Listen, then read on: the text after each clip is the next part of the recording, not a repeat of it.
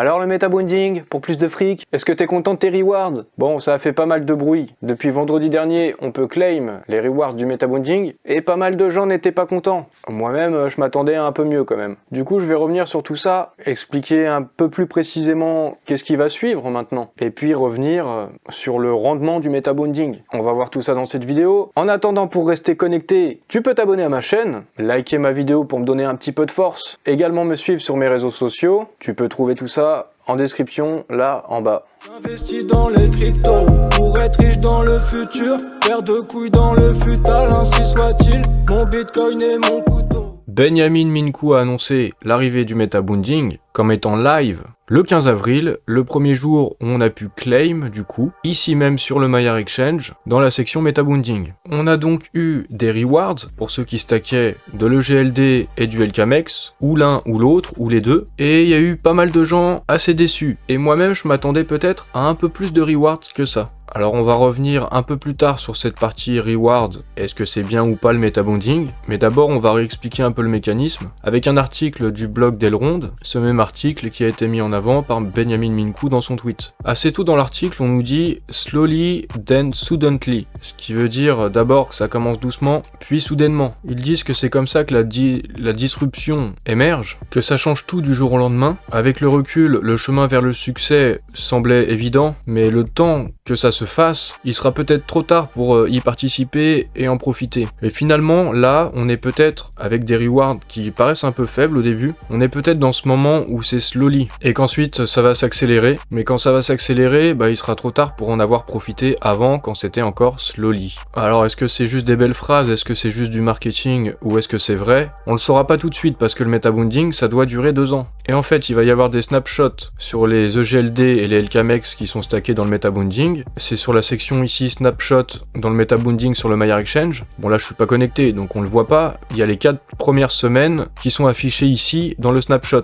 Et ce qui se passe c'est qu'il y a des snapshots qui ont lieu tous les jours et il y a une moyenne qui est faite sur la semaine de ce que vous avez stacké en EGLD et en LKMX. La semaine de metabounding avec les snapshots ça commence le jeudi, et ça inclut toutes les datas, jour après jour, jusqu'au mercredi suivant. Et ça fait que le jeudi d'après, donc le lendemain du mercredi où ça s'arrête, la semaine de snapshot, les rewards sont clamables, sont réclamables. On parle français. Les rewards sont donc générés sur des bases hebdomadaires, c'est les rewards d'une semaine, et on peut les réclamer jusqu'à 4 semaines après le premier jour où on peut les claim. On a un petit exemple. Les rewards générés basés sur la semaine 10 de Snapshot sont disponibles le premier jour de la semaine 11, donc le jeudi, et on peut les claim jusqu'à la semaine 14. Alors là, ils disent que c'est que le début du metabounding, ça commence maintenant, donc on serait dans la phase slowly. Ils disent que ça va continuer d'évoluer. Pour l'instant, il n'y a que 4 projets qui participent au metabounding, donc il n'y a que sur 4 projets, sur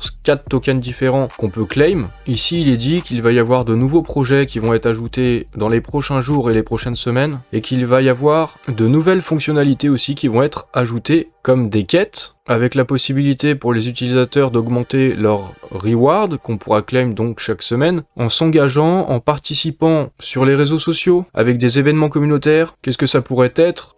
Peut-être, pourquoi pas, si vous connectez votre compte Twitter au Maillard Exchange à l'avenir, avec les nouvelles fonctionnalités, votre compte Twitter sera associé à votre compte Elrond, à votre wallet, et si par exemple vous retweetez un tweet de Benjamin Minkou, ou du projet Item, ou Doloride, ou d'autres encore, si vous likez et si vous participez sur les réseaux sociaux à des petites missions, c'est les quêtes en question, vous aurez peut-être des points bonus et donc plus de tokens à réclamer chaque semaine. Et il y a une deuxième fonctionnalité, Fiat on Ramp, je sais pas exactement, donc je vais m'abstenir de dire des conneries, mais les tokens participants seront disponibles directement pour une intégration directe via leurs partenaires, donnant aux membres de la communauté plus de possibilités d'avoir accès directement aux tokens, augmentant ainsi la liquidité et le volume. Bon, j'avoue, je sais pas trop exactement ce que ce sera cette fonctionnalité, donc à voir. Si certains d'entre vous savent ce que c'est, vous pouvez en parler dans les commentaires, puis quand je saurai ce que c'est, de toute façon, je reviendrai sûrement dessus dans une vidéo, ou bien directement sur Twitter. Abonnez-vous à mon compte Twitter. Mais au sujet de ces petites quêtes, on se souvient d'un précédent article pour introduire le metabounding sur le blog d'Elrond, et il était question de Learn and Earn Campaigns, donc je pense que ça correspond à ces quêtes-là, et il était aussi question de compétition de trading. Je sais pas encore qu'est-ce que ce sera, est-ce que ce sera des petits jeux? Ça peut me faire penser par exemple à ce qui se passe sur Swissborg, il y a une application communautaire où chaque jour, toutes les 24 heures, il est possible de dire si on pense que le cours du Bitcoin va aller à la hausse ou à la baisse, et de parier une petite quantité de points. Bon, c'est peut-être ce genre de mécanisme aussi qui pourrait être mis en place, et puis quand on voit juste, pourquoi pas avoir des points en plus pour claim plus de tokens avec le metabonding. Mais je sais pas du tout, hein, c'est juste des petites suppositions. En tout cas, dans son trade pour annoncer le metabonding, Benjamin Minkou, il a bien souligné ce slowly then suddenly, doucement puis soudainement. Donc pour l'instant, peut-être que beaucoup d'entre vous sont déçus par les rewards, mais si on regarde de plus près, j'ai l'impression que ce qu'on a claim là pour la première fois vendredi dernier, le 15 avril, c'était le résultat que d'une semaine de stacking. Je peux pas l'affirmer à 100%, mais je pense que c'était les rewards d'une seule semaine, puisque là, il est dit que ce qu'on claim, c'est basé sur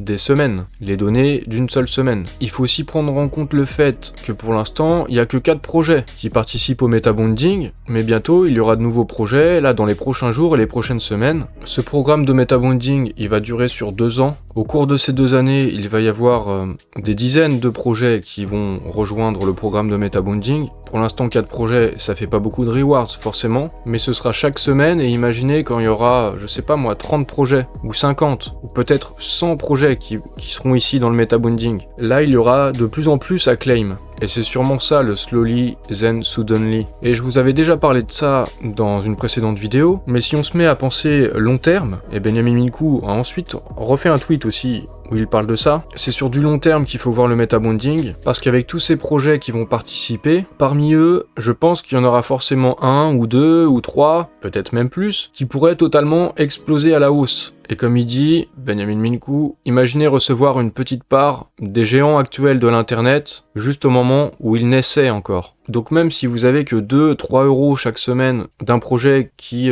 dans 5 ans ou 10 ans sera un géant, en fait ça fait beaucoup. Pensez plus grand, planifiez le long terme. On a l'impression que c'est les Qataris à Paris. Est-ce que c'est juste du marketing, ou est-ce que parmi ces projets, le club Elrond va signer des futurs stars comme Mbappé ou Neymar? Bon, je sais pas pourquoi je fais des petites allégories footballistiques, peut-être pour illustrer tout ça, mais je pense qu'il est encore trop tôt pour juger le metabonding. Il faudra attendre certainement plusieurs mois pour commencer à voir le potentiel, et je pense qu'il faut distinguer 2 choses. Déjà, quand vous stackez vos EGLD, du coup vous avez des rewards avec le metabonding, ça c'est quand même totalement gratuit, parce que vous pourriez simplement stacker vos EGLD, avoir vos rendements de stacking, mais ne rien avoir en plus. Là vous êtes exposé et vous vous constituez un portefeuille sur plein de projets, et c'est gratuit. Et de l'autre côté, il y a le stacking de LKMX. Là c'est peut-être un petit peu différent, parce que pour le coup vous avez le choix de mettre vos LKMX en metabonding, ou les mettre dans la stacking farm de LKMX, de MEX, et peut-être avoir de meilleurs rendements en fait ici. En tout cas pour l'instant à court terme. Mais peut-être qu'à long terme, il s'avérera que c'était mieux de stacker tout ça en metabonding. C'est difficile de le dire aujourd'hui, chacun se fera son opinion. En tout cas, je me dis, vu qu'il y a eu pas mal de gens déçus, il y a sûrement pas mal de gens qui ont unbound, qui ont retiré, qui ont déstacké leur LKMX de la ferme metabonding LKMX. Donc il y a moins de gens qui seront éligibles au snapshot, et pour ceux qui restent, c'est une plus grosse part du gâteau à récupérer aussi. Je vais terminer avec une petite nouvelle là que je viens de voir, plutôt cool. Du côté de Binance, il y a l'intégration des ESDT qui a commencé avec le token UTK, et donc Utrust devrait être le premier token de la blockchain Elrond à être intégré sur Binance, donc pour faire des transferts en utilisant le réseau EGLD, et donc en payant quasiment pas de frais. Il devrait y en avoir d'autres aussi par la suite. Au passage, là c'est un tweet du compte Twitter Elrond France, vous pouvez les suivre si c'est pas déjà fait pour être tenu informé des actualités aussi sur Elrond. Il n'y a pas que moi qui en parle. Et je vais aussi faire un petit coup de projecteur sur la chaîne IAM-Alex B. C'est le monteur vidéo de Crypto Future, le youtubeur que vous connaissez sûrement. Et en fait, il m'avait fait un peu de pub, en fait un peu d'exposition dès les premières semaines où j'étais sur YouTube. Du coup, je vous parle de sa chaîne Twitch. Il fait des lives à peu près tous les jours. Bien sûr, il parle de crypto, il suit aussi beaucoup l'écosystème Elrond, mais il parle aussi d'autres choses, il parle de technologie, il parle de différents sujets. Donc voilà, vous pouvez aussi, si vous êtes sur Twitch, pourquoi pas, si vous connaissez pas, vous pouvez vous y intéresser. Il stream le matin de 9h à midi, et puis évidemment il y a des rediffs. J'avais déjà fait un live Twitch avec lui, j'en referai sûrement à un moment donné. En attendant, vous pouvez le follow pour lui apporter un petit peu de force.